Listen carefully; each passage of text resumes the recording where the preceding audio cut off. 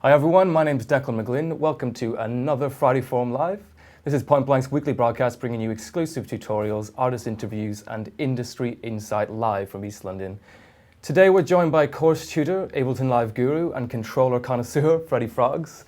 He's going to be explaining exactly how you can turn your iPad into a comprehensive controller for your music making software.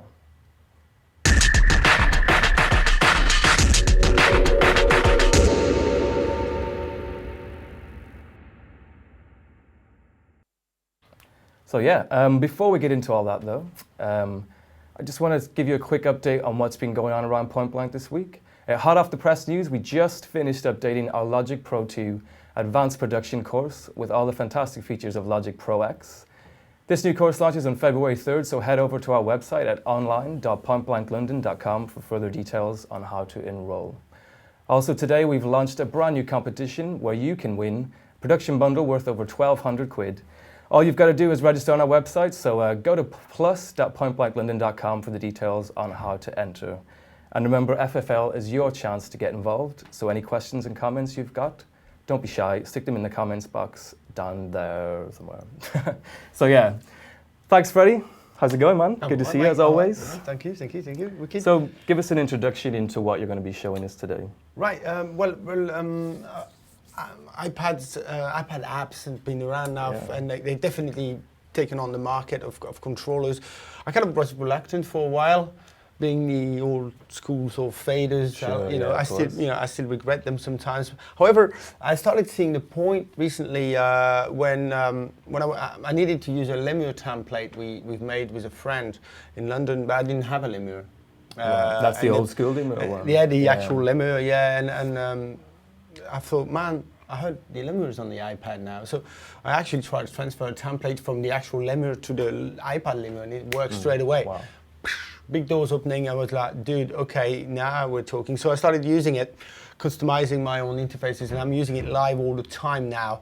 Along that, I heard about Conductor recently as a performance app. So I grabbed one and put my hands on it to test it for you guys.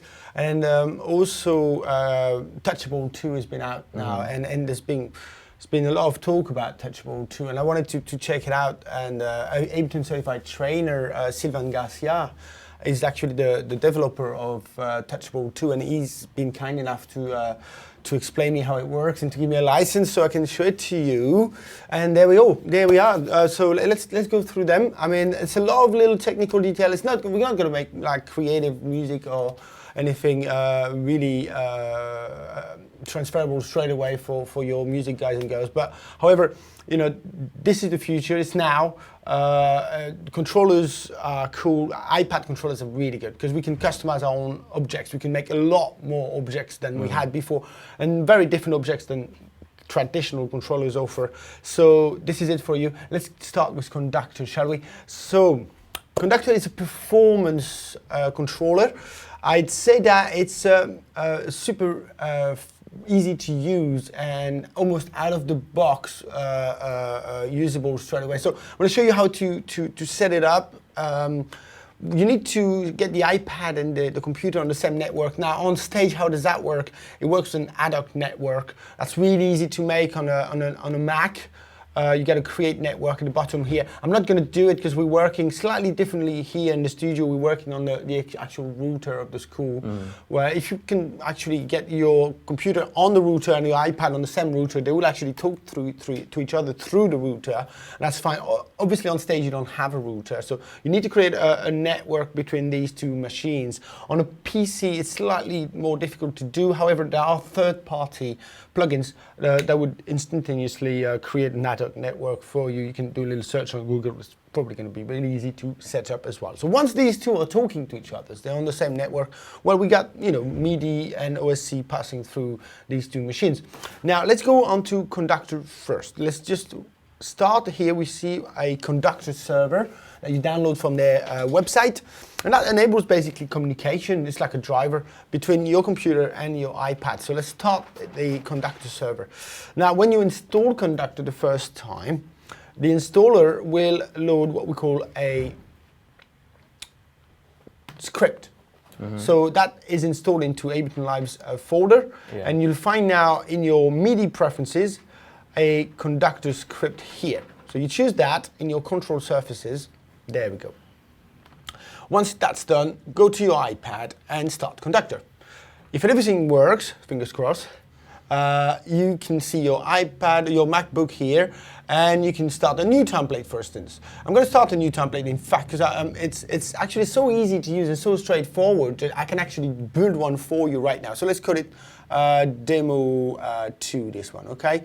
And let's say done and go. And fingers crossed, that's it. It's actually connected automatically, you see? Very simple interface. Look at that. It's really streamlined. I'm going to click add, and I'm going to create my own module here. So I'm going to add, I can have up to 8 parameters per module here. So I'm going to what? 7 here, 8. Let's do one module with 8 parameters. Now we've got 8 different parameters not assigned, and we'll assign them to my live set right now. Really good. It reads all the channels, all the tracks you have in Ableton Live. So let's go for instance, a demo bus here. And you see, it's got the mixer module on the top, the send in the middle, and all the devices on that channel right there, ready to be targeted or actually mapped. Okay. So I'm just going to do that. I'm going to look at it at the same time on my computer, so I know exactly what I'm doing, what I want to assign. In fact, I'm going to go back and I'm going to go for this guy here. And I think that relates to this rack right there. So it pulls through all the text from Ableton, so you know what what everything's called already. Yeah, it reads all the names. Cool. It's really easy to actually work it out. Let me just see which one I want to assign here. I'll just make sure that I've got the right one here. I think that's my filter. I'm gonna go. Let me go for the melodies instead then, because I know they're kind of easier to map. Okay, so melodies there. I'm going to go there, all right. And I've got first frequency here. Am I looking at the right one here? Let me just check it out. Go back one step. Melodies right there, okay. And yes, that's right. Here we go. So it sees the top level of my racks, okay. So everything needs to be kind of sent over to the macros on your rack so that conductor can actually see that.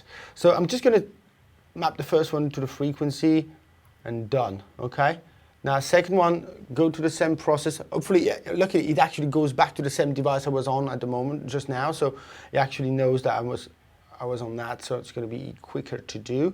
Just going to map a few things here. Okay. Just carry on a little further. Got a few more here, I think. Oh, let's do the pitching here, for instance. Cool. You see, it's really straightforward, isn't it? It doesn't take much head scratching to get that working. I'm telling you, it's that's super even easier than assigning CCs on a hardware controller. Yeah, the names are matched. That's great. Yeah, that's what you mean. Yeah.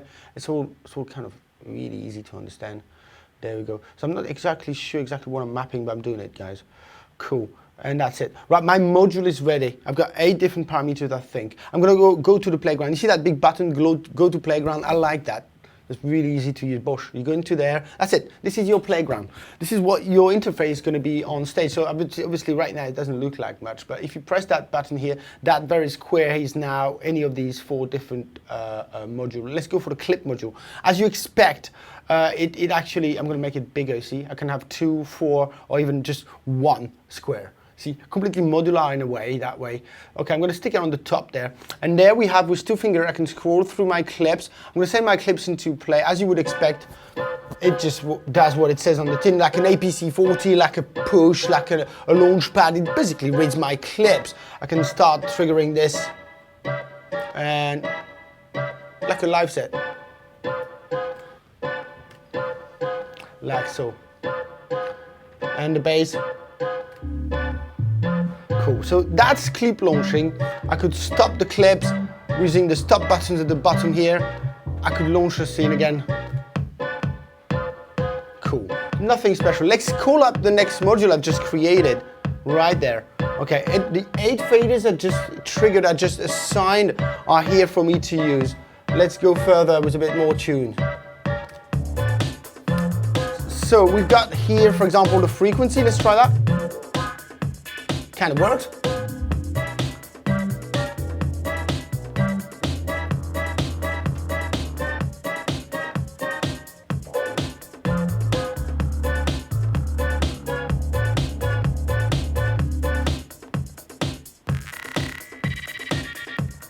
Yeah, all the 8 parameters are assigned automatically. So really easy to use, isn't it? Out of the box, in less than 5 minutes, I was able to actually assign any effects I wanted. So to carry on, you could have as many modules as you want here. You see, I've got only one created. You could make as many as you want, and you could have them looking like so. You see, I could have another module right there. Let's call up the mixer module here, right? And the mixer module actually matches my clip launching module. I have it big. Have it in 2, so it's really quickly modular, like so. I can bring the kicks levels down. Cool, really simple to use. A super slick interface out of the box. Great. If you're a DJ or a live performer and you're looking for something easy to use, transportable, because iPad is super light and transportable compared to other controllers, I'd say, apart maybe from the Nano control, which is super light. But that's modular.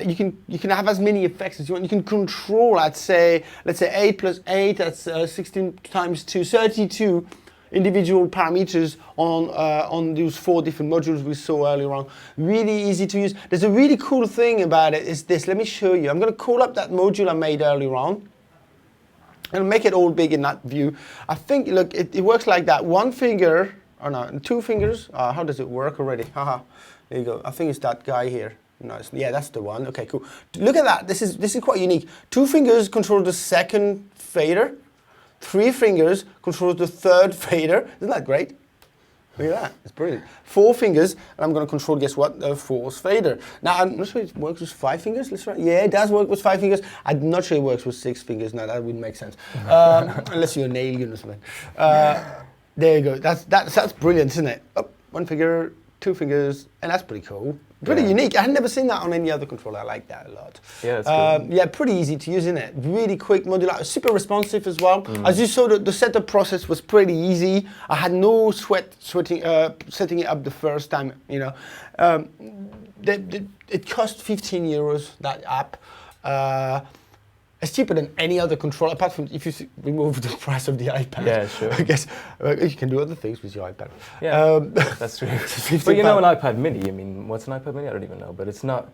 You're still coming in underneath the price of a lot of those controllers. Yeah, so. yeah. So that's cool. Yeah. Conductor is there for you as a performance tool. Sure. 15 One of the pound things out of actually I box. wanted to ask was to do with latency, because when you've got clip quantization in Ableton, launching clips isn't really an issue with latency over. What if you were like triggering drums or doing mutes or doing something quite that needs to be. With this app, it's not so much of an issue because it doesn't really do like MIDI note numbers. You can't really sort of tap things. Okay. One other feature about Conductor is that it automatically, you see, we only have faders here because I was actually mapping macros on the rack. However, if you were to map a button, you wouldn't have the same control. It wouldn't be a fader with just a button on and off. So it kind of adapts to the controls you're mapping really. Okay, so that's pretty neat. If it's got a radio button, like the delay time on a delay unit, for example, it could actually gives you different sort of like rank to a ladder, like a type control. So it adapts automatically to the type of control you've actually mapped. Cool. Right, so super easy to use. You don't need to be a geek. You don't need to be a tech head to understand that. It's really simple to use, and I like that. And there's certainly people out there that are going to need something exactly like that out of the box. So I've got a little story I'm going to cheat and read here. What's good about Conductor? It's a clear interface. It's a very quick setup. It's very easy to use and understand at first. It's easily mapped across your platform, no problem. It's got this great multitask gesture I just demonstrated. That's quite unique, and I like that. However, you can't actually, this is a pro and a con in a way, because you can't actually choose the type of control on this module that you would like to have. As I said, it automatically adapts for you the type of control it's giving you. Therefore, there's a limited amount of choice here, and sometimes you might want somehow to have a dial as opposed to a fader to control something. It's just down to your preference, to what you like most. So that's somehow it's a bit of a problem, I feel. You can't multi-map. So let's say I want that fader. As far as I understand, maybe I'm wrong, but I don't think you can multi-map. This fader, let's say I'd like it to control 2 different things on 2 different tracks in Ableton Live, just to have a symbiosis between my movements. You can't do that. All right, unless you do it within Ableton Live, even that, I mean, from tracks to tracks, you can't really do that in Ableton Live. Let's say I want to control the filter on the track and I want to control the beat repeat on another track. Well, I can't have that done with one fader here. It's quite a limitation in a way. And finally, for instance, when you're mapping a rack, I had to, as I said, I had to map all my stuff within the rack onto the macros in order to access them on Conductor. So I'd like to be able to myself, I'd like to go inside the rack in Conductor and not having to go over to the top layer, the macro layer. I'd like to be able to go and map stuff within the rack. Maybe I'm wrong, I think you can do that. However, it's a great performance tool, and I think you certainly need maybe another physical controller next to that to actually get the most of Ableton Live on stage, I feel. That's it. That's Conductor for you, ladies and gents. It works. It just works. That's what I like about it, because it's also a little bit mind-blowing, all these iPad apps, and you're going to see the next one I'm going to demo is slightly geekier. I like the fact that this one is a user interface that it's easily set up. Okay, so let's go over to the second app I wanted to use with you today. It's the Lemur. And the Lemur is a completely different approach to controller apps. Lemur, it comes from the actual controller Lemur. I call it the Rolls-Royce of controllers. Yeah. For anyone who doesn't know, it was an older piece of hardware that was, quite expensive but very futuristic at the time and very exciting. Touchscreen, huge touchscreen, super light, and completely customizable. So these guys have stopped making the Lemur. They don't make it no more. However, they combine with this other company called Line, L-I-I-N-E, and they've got a partnership now where Line has actually redesigned the app for the iPad as opposed to be for the actual hardware Lemur. So everything we had in Lemur is in the iPad and more. So I think they've done a really great move by doing that. It worked out really well for them. So we're going to set it up together. Lemur has, as you can see here, a Lemur daemon. You set this up, okay, and there at the top on your title bar on your computer, you can see that little guy here. You hit that. At the same time, you notice how I actually started Lemur on my iPad already. Obviously, once again, the iPad and the Mac or the computer need to be on the same network. Yeah, that could be an ad hoc network. It could also be your router at home. Just like I explained for Conductor, they all work around the same lines. And automatically, you see, this is already done for me, that mapping. However, it's a little tricky to do the first time. So I'm going to show you guys how to do it the first time. And I know really well how to do it because I had the Lemur. I mean, we're using a Lemur for many years. Therefore, it's the same system. So you click the Add button. You're going to need a MIDI in, and so you choose daemon output 0. For instance, for example, you can choose the one you want. And this should, hold on, add, let's do it again. Yeah, this should see my iPad, there you go, we're lucky. Sometimes it doesn't, but it did. Connect, okay, and that's it. I've got my daemon output 1. I'm gonna go, same goes here with the input. Choose number 0 again. I choose 0, not randomly. I've chosen to use 0. I could have chosen 2 or whatever, but I've chosen 0, and that's important because the way I've built my macros, the way I've built my template, I've sent all my MIDI messages to 0 because I know that's the one I'm going to use here. So you need to match the channel you're going to use on your interface, and I'll explain that in a sec. Cool, that's all set up now. They should be talking to each other. Right, the particularity of Lemur is this guy here, Lemur Editor. All right, if you open that, there you go. You got a complete interface that where you can build your own objects. So you can bring your objects, resize them completely, change the color, change the name, change the functionality, determine, you see this is what I was talking about, target, MIDI 0. And this is why you need to match this object's target over to the channel you're using to connect the two machines. Then you choose a pitch, that's a MIDI node. You could also choose a MIDI CC, a channel pressure, a control change, that's a CC. A not on, not to off. You see, that's the amount, that's all the type of messages you could send. Then once you've got that set up properly, you go to the bottom here and you can choose the behavior and the property of each object. This goes a very long way. We have all sorts of objects with physics involved, gravities, and multiballs. I like the multiballs. You have to like the multiballs. Yeah. Now, that's cool. Look what's happening now, guys. I'm going to press that little play button.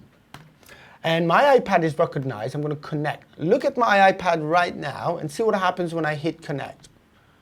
Bosh. I've got a real-time editing. Look at that. Every time I edit something on my computer, the iPad is actually updating automatically. How great is that? So you Yeah, can it's actually, so you can actually try it while you're building it. Bang on. So once you assign the CCs and the controls, you can continue to test it while it's being built. Exactly. There's no export and then And test. it's real time. I mean, this is awesome. It's real time editing. More than that, with Lemur, you can actually script your own object. You can create your own object if you're into scripting and coding at the bottom here, right? If I do this, then this object does that, or this, depending on the position, etc. You code your objects, you create your objects, you put them together here. You can create multiple pages and everything. It's just mind-blowing what you can do with this. It's endless. Since you can create your own objects, it's endless. Now we're going to go back to the actual template I'm using on stage at the moment. I'm using it like extensively nowadays. And this has allowed me to do so many things I couldn't have done otherwise. Let me just load it in. Cool. So that's the editor, guys and girls. Super intuitive. Yeah, you can really get your head around that in no time. Right, mostly if you're a geek like me. Cool. Right, this is a template I'm using. Familiar. Like push. Yes and no. I mean, these, yeah, you're right. They're pads, okay. And what do? They do this. They do nothing right now. Let's just try something else. Oh, that's not the right template. Let me just reload that. Let me see that. Not the right template here. Let's try that. How about that?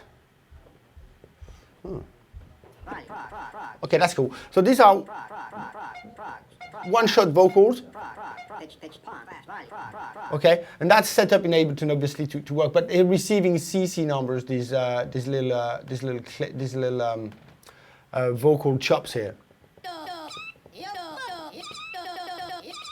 Okay, so that's like a launcher here. I can record that in real time. Let's do that. I've got a looper set up here, which should work. Let me check. Let me just send some sounds in. I've got sound effects here, raises and fallers. I can record that in real time. Let's try. That's working now. And more.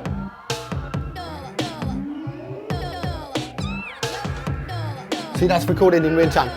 Now I've set up here a drum sequencer. This without Lemur wouldn't be possible.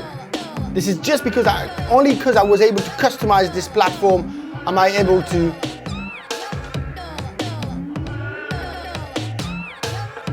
we're hearing here the drums I'm just sequencing.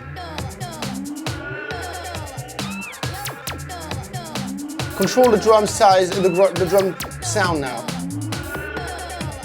Amazing. I can build some contour breaks on top of my existing breaks in Ableton Live, like so. I'm going to put all of them together now. Controlling different drums here. I got repeat.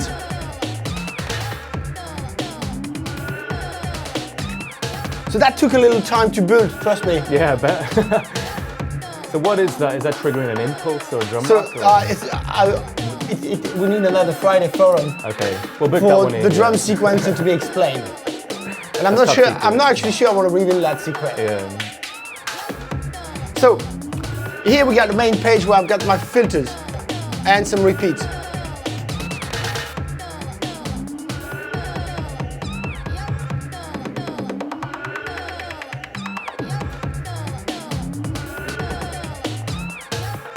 Okay, so super intuitive. It took me a while to get used to this.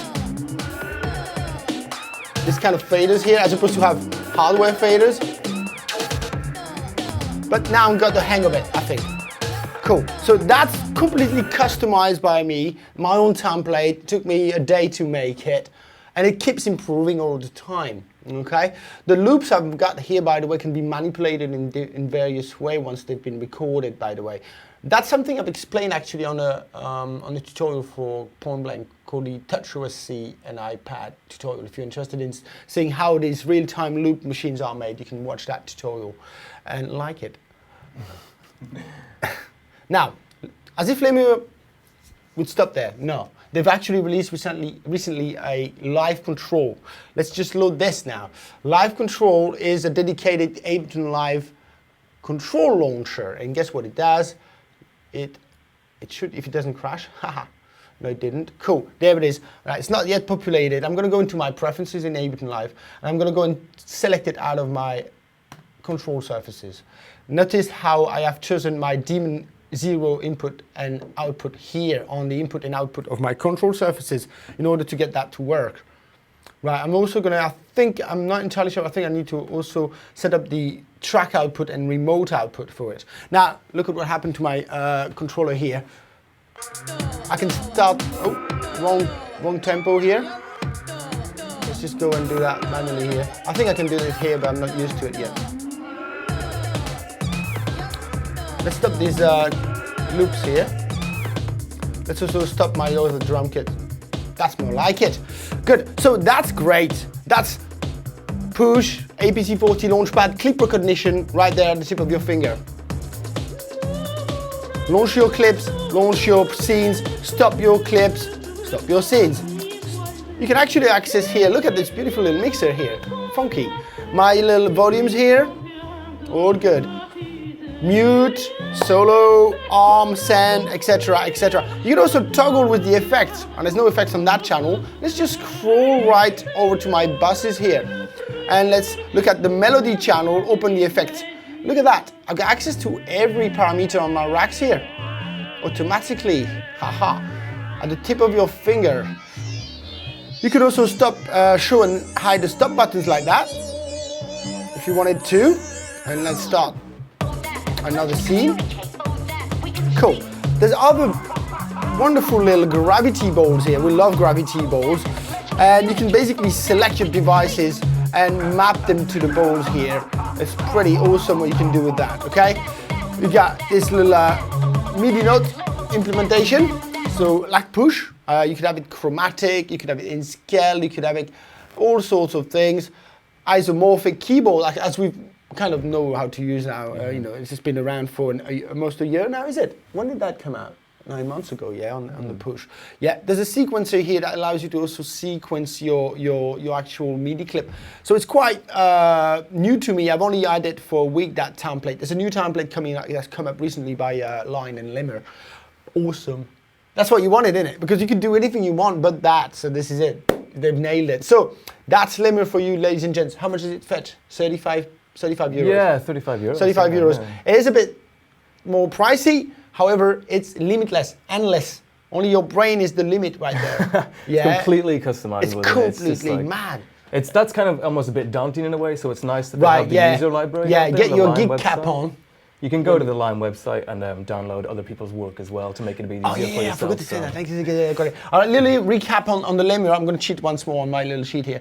So the very high level of control and choice of object. I was about to say, all the Lemur legacy is also felt there. You can also grab all the templates that people are sharing and grab pieces and glue them onto your project, so you can completely like modular. You can create your own objects. It's a classic mapping system through Ableton Live's Common M or MIDI map mode. Nothing daunting about that, actually. As long as you have set up the right numbers to send.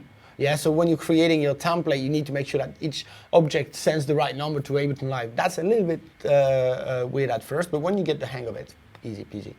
Now, it can be used with any DAW, not just Ableton Live. It's multi-assignable. It has 16 channels. Yeah, so you can you can map your objects over 16 channel.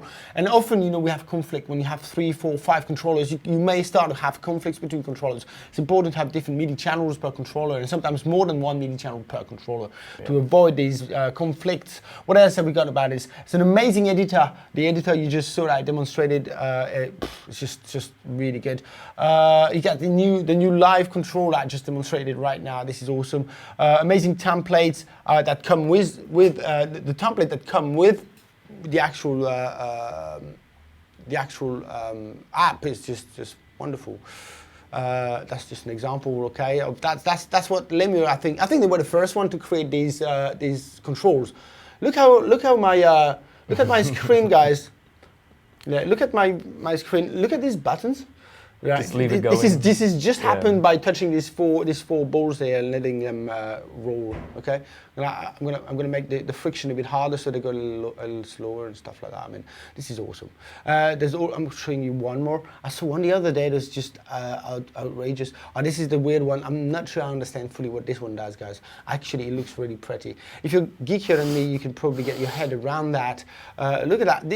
These type of controls are just never seen before. Okay, Lemur has brought that to the table. These guys are awesome. They are you know, on a different level, I would say. Yeah, so for thank sure. you. If you're listening, Mr. Lemur, thank you. Is that his name? Yeah. Yeah. New. Right, next one down now. We're going to Touchable 2 pips. Yeah, and, Right. and quickly before we get into Touchable, I just want to say that we're very generous. They gave us 3 copies to give away. So if you want to go to our Facebook after this broadcast, we'll give you all the details on how you can try and win some Touchable 2 for your iPad. 3 licenses. 3 licenses. Thank yeah, you, even better. Sylvain. Yeah. He gave us the Ableton certified trainer. Sylvain Garcia gave it to us. He's awesome. Okay, Touchable 2 now. Another level. Yeah, again. Yeah, another level. again another level. As you thought you had Richard Top. Here comes Touchable 2, guys. Right, I'm going to launch a little server here. It's called Touchable 2 server right there. And this time, I'm going to start with a brand new live set with nothing on it. Why? Because Touchable 2 is great for production. Okay. As much as Lemur is amazing for performance, I think Touchable 2 is the one for production. If you like the push, you're going to like this. I'm going to connect Touchable 2 to my computer. It's automatically recognized it thanks to this little app here. It's trying to connect to live here. I've forgotten something. In your preferences in live, go and select Touchable script here in your control surfaces, and that should help. If it doesn't, you're in trouble. There you go, it did work. So there you go, that's what you get. It's a fully modular, like the screen can be modular, so adapted to your needs. So there's all sorts of buttons that can show and hide different menu on the top and on the side here. So you can always customize it. Given the little amount of space we have on an iPad, these functions are wicked. Good, let's carry on. Okay, let's create something from scratch. I'm not sure how good it's gonna be, but let's try. I'm gonna go here. I'm going to add a new track. I'm going to say it's a MIDI track. Okay, I've got a choice between 3 different objects. I'm going to actually delete the other one. I don't need the audio track here. Hop, off it goes. Look at this. I've just hit the browser there. This is Live's browser. All there. You can scroll. You can go deeper into the menus. You can go to your audio effects. You can go to your presets. You can go anywhere. I'm going to go to my drum presets, and I'm going to go and load. Look at that. Drag and drop. Just like the mouse on the screen, yeah. No, easier than the mouse on the screen. Your finger, easier than... Actually, Yeah, you know what? I've been making 3 or 4 different little grooves to prepare today. And I have to say that I'm almost tempted... You can do it from your sofa. I mean, I'm not lazy like that, but you see how cool it gets, you know. On your toilet, wherever you want. Yeah. You know what I mean? If you want to make a beat while you're in the toilet or whatever, there's no stopping you from making music there, is there? Cool. I've got my... Finally. Thanks for that. Thanks for that, mate. We're going to create a clip here. Right, I'm going to go... so it takes a little while to get into all that, guys. However, I have to say that their tutorials online are brilliant. They got amazing video tutorials that are super well made, slow paced, high def. You will understand everything. There's like 7 or 8 of them, one for each module of the actual app. So you can watch that in your own time. There you go, my MIDI clip, guys. What do I want? I want the MIDI clip to be longer. I'm gonna make it 2 bars long there. I've got access to absolutely every single parameter in Live. I can access everything, but the audio manipulation, the warping and all that. Just like Push cannot do that. Okay. I think it's down to Live API. So Live engineers haven't yet revealed or given away the audio engine, I feel. Okay. I think this is why it's limited in that respect. So let's make that bigger if I can. There, I've got a big bad clip here. I'm going to fold it like you can on your MIDI clip, guys. And I'm going to say, okay, I want my, where's that? I want the size, where is it already? Oh yeah, there, yeah, that's another hidden menu at the bottom right there. I'm going to say, right, I want my grid to be a quarter. Just, I'm not going to be very clever by my beat here today. I'm just going to layer that. Let's play. And let's play the actual clip. So let's go there. It works, haha. Let's touch the level up a bit. I've got a bad boy 808 there going on. I'm gonna go and go back into my clip. Let's put, yes, let's get, oh yeah, look at that. I can click here, or hold here. It's not click, it's touch there. It's extend the loop length. Oh yeah, no problems, Bosh. Et voila. Right, my tempo, all right, I want my tempo to be higher because we're gonna sleep after 5 minutes of that. So let's go down there, that's it. I can access everything, it's just mental. Let's carry on.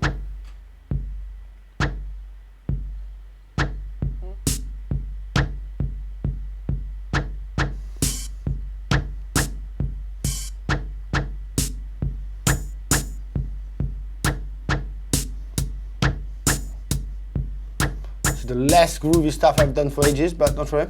It's gonna come together eventually.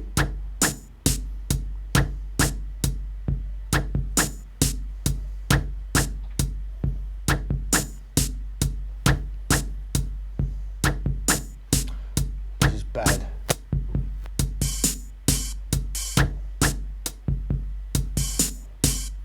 Okay, look what you can do. You can multi-select some, how does it go? There. You can multi-select in operation here. You can multi-select some keys. And look, I'm going to use the MIDI transformation tool that we have in our MIDI clips in Ableton Live. I'm inverting the position of my drum notes here.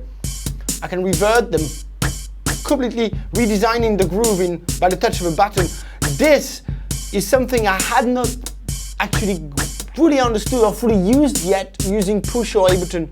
It's only when I started using this app that I realized how cool this could be. And you come up with some pretty neat little edits of your clips. Oh, if you want to just edit the clip further, look, I can go, okay, I'm gonna duplicate. How do you do this already? I can't remember. This here? Yeah, I duplicated the clip here, haha, like that, bosh. You can do everything you want. You can subdivide the screen in two here to have two different layers. Look, I can have my mixer on the top, my clips at the bottom. Yeah, so I can revert them like so. Okay, I can have it full view.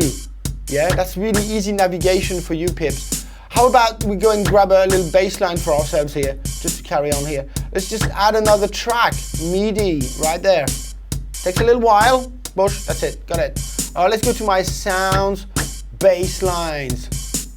And you can see your own presets as well. One good piece of advice, and thanks to Ski who's got this idea first, let's put a underscore before your name, before your presets, so you can see your own presets quicker at the bottom of the top of the list there. Let's grab a preset and drag it. I love that. I love that. The fact that you can drag it there is awesome. Now this time, well, let's create a clip first, like so. Let's give it a length. Let's make it 2 bars, and again grab the loop length here. I didn't mean to do these notes here. That's the problem. I'll stop for a second.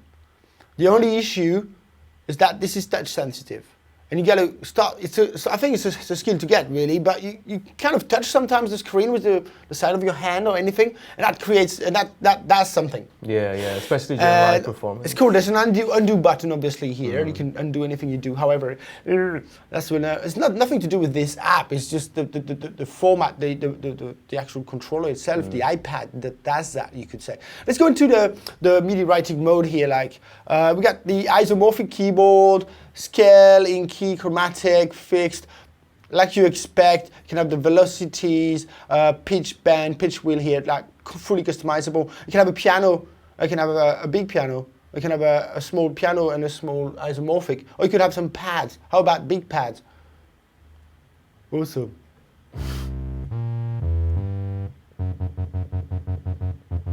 My bass line's there. How about I just try and capture that in real time? Let's give it a bit of a metronome.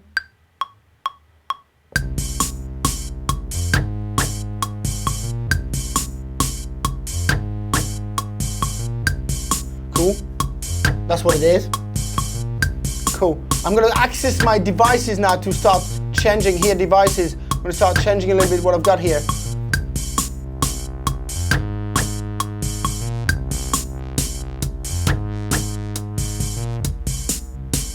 I can access that quickly, ain't I? To see how quick this is. How about I load an EQ behind my bass line? This is really exciting. I'm really excited by this app, guys and girls. I really like it. Let's go and load that onto my track. Oops. Right there. Up, drag and drop. Now let's go to the actual EQ8. Look at that. You get an EQ8 on your iPad. This is the same thing as an EQ8, pips.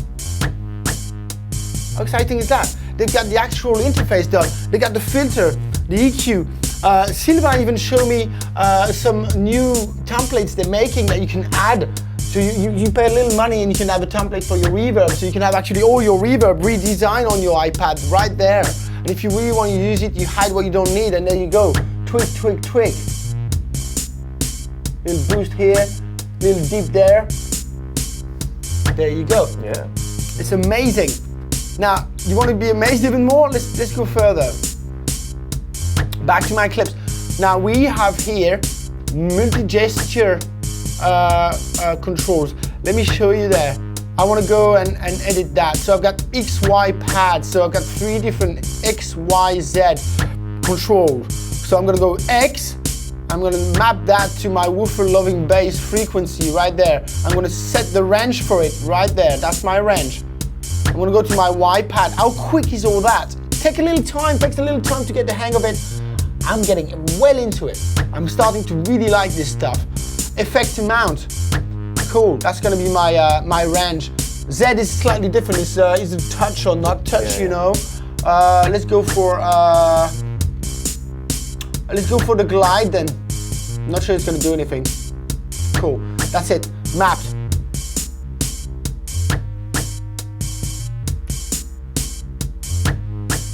Can you hear the changes? Yeah. Cool. How about I grab that?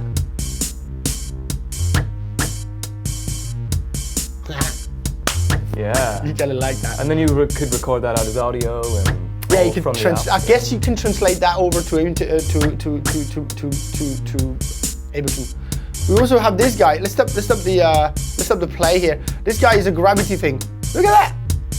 Then you can say, no, I want you to be a bit less gravity, dude, and I want you to go this direction here. Yep, he goes that direction. Ha! So gravity is attracted by this thing. Isn't that amazing? Right, that's a little bit geeky, I'd say. You can have up to 3 of these. I've got another ball here now. That's purple. I can have another orange one here. So 4 of them, sorry. Another one there. They can all be moving at once. It goes a long way. It goes a really long way what you can do with this app. Look, you can design your own templates. Look at that. Let's bring in another template. Okay, so I'm gonna say create. Okay. I can't remember how you do it. That you did here. I'm gonna go. Okay, I want a box. Hopefully, it's gonna let me edit it. I'm doing something wrong here. Hold on. A button? Yeah, I got a button here. Resize it. Right, it's a bit big. However, I want to dial. Okay. I have containers as well. And I can put my dials inside the containers so they're nice and neatly arranged. I think you do like that. Yes, here you go. Cool. You can assign that, so I can go select parameter. I want that to be my woofer, my EQ8 frequency A, like so. That's the range of it, like so. Okay, cool, validate. Okay, and that's been assigning this dial to my control. You can create your own environment that way, and once you're finished editing it, you go out of the edit mode and that's it. You got a fully performance almost orientated little template here. Yeah, for sure. You can create. So this app kind of does it all. Yeah. In a sense. Yeah, I think it's definitely more production orientated, and it works really well. Even the first few features that are not even in live, some stuff that really I couldn't really work out how to do in live, mostly with this note inputting stuff. It's got some amazing features, so it's really complete. Okay, it really does work in my opinion. It's a well worth app to get, guys. It's 21 euro. To just a final little roundup on that, very high level of integration with live. as high as push, if not better. Let you achieve things you couldn't actually do in live. Great video tutorials online, modular, you can make the most of your iPad screen, and compatible with all iPad generation. I've got an iPad 1, so I'm pretty glad about that. Really great interface. Takes a little while to get into, but it's wicked. Lets you edit and create your own template, provide small add-ons for live onboard objects I was talking to you about, like they're making on top of what's already there. Sure. Now, however, it takes a fair amount of time to master it. You need to know live well before you get into that. It takes a little bit of head scratching at first. However, as I said, the tutorials are brilliant. It doesn't address performance as much as production. However, it's an amazing app, Pips. So it's €21. Yeah, £18. Yeah. 18 pounds, 21 Yeah, euro. There yeah. you go. That's it. That's what you get for that price. It's amazing. For all of that, to be able to make music on your couch. That's well worth it. That's it. That's a little roundup of the apps that I've caught my eye recently, my attention, Pips. That's it, mate. Yeah, nice one. I Freddie. think it's That a little was really roundup. cool. And you know what? Make your choice. I think what's really cool about it is that there's so much within one little flat iPad. Considering if you want to make music on the road, you've just got your laptop, your iPad. So much control. It's really nice. I often say to my performance students at the college that I got refused on a plane once for having too much weight on my shoulder, in my bag. Never again. It's never happened twice. Yeah, You get yeah, me? It's yeah, like, sure. I can't go to the gig. Oh, dude. So you have to be wary about the size of your bag, the weight of your bag when you're traveling around gigging. That has replaced 5 kilos of equipment and has offered me more controls than I could dream of. So this is why I'm using it now. This is why. Actually, I can see the point now. I couldn't at first, and I very see the point of using iPad as a controller for your performances. It actually works, and it's, for me, the new thing. Cool, man. Well, if you like the look of Touchable, we've got 3 licenses to give away on our Facebook page, which is /Point Blank College. And so yeah, Frank, thanks again, Freddie, Thanks for to you, coming mate. in and showing us the magic iPad. We're back next week with another Friday Forum. Make sure you stay tuned to our Twitter, Facebook, Google+, and subscribe to our YouTube channel for all those free tutorials. Cheers. See you next week.